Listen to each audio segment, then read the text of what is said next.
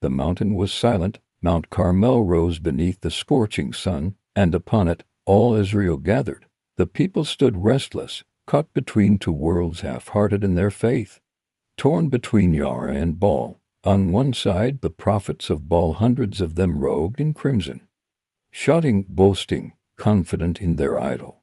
On the other side, one man, Elijah, alone, or so it seemed. For though he stood without an army, without a crowd, the Almighty himself stood with him. Elijah's voice broke the silence, echoing across the mountain. How long will you waver between two opinions? If the Lord is God, follow him. But if Baal, then follow him. The people had no answer. Their silence hung heavy, like chains of doubt binding their hearts. So Elijah declared a test. To bulls, to altars. But no fire, no torch, no spark. The true God would answer by fire. And the God who answers, he alone is God. The challenge was set. The prophets of Baal stepped forward first. From morning until noon they shouted, "O Baal, answer us." Their voices rang across the valley. They leapt and danced about the altar, their bodies writhing in frenzy. The air was filled with chants and cries.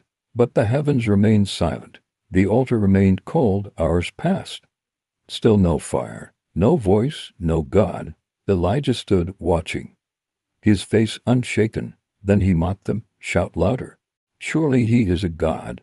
Perhaps he is in deep thought or busy. Maybe he is traveling, or the sleep hand must be awakened." Their pride wounded, the prophets shouted louder still. They cut themselves with knives and spears until blood poured down their bodies. Their cries turned to screams, their dance to staggering chaos. But still no fire, still no God. The sun began to sink toward the west. And at last Elijah called the people, "Come near to me." The crowd pressed closer. And there, before their eyes, he repaired the broken altar of the Lord. Stone by stone, 12 in all, one for each tribe of Israel. Each stone a reminder of covenant, of promise, of a people called by his name. Elijah laid the wood upon the altar. He placed the sacrifice upon it. And then he did something unthinkable. He turned to the people and said, "Fill 4 jars with water and pour it upon the offering." The water streamed down, soaking the wood.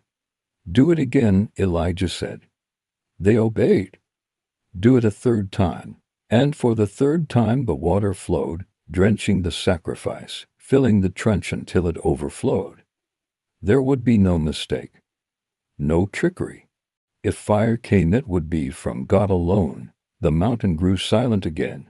The prophets of Baal fell silent, their throats raw, their strength spent. All eyes turned to Elijah. Then, with a steady voice, Elijah lifted his prayer, "O Lord God of Abraham, Isaac, and Israel, let it be known today that you are God in Israel, and I am your servant. Answer me, O Lord, that this people may know you are God and that you turn their hearts back again." And then it happened. From the heavens suddenly, violently, fire fell. A blaze unlike any seen by mortal eyes. It struck the altar like lightning, consuming the sacrifice, the wood, the stones, even the very dust. The water in the trench boiled, vanished, gone in an instant. The mountain shook with the roar of divine fire. The people fell on their faces in terror and awe, their voices rising as one. "The Lord, he is God. The Lord, he is God." The prophets of Baal were silenced. Their God was proven powerless. And on that mountain, the living God showed himself with fire. Elijah stood, not as a hero, but as a servant, proving that faith in the Almighty is never in vain. The fire on Carmel was not only a judgment against idols. It was a call, a summons for every heart, every generation. How long will you waver between two opinions? Choose this day whom you will serve. For the Lord, he is God, and he answers by fire. The fire of Carmel was more than a miracle, it was a choice.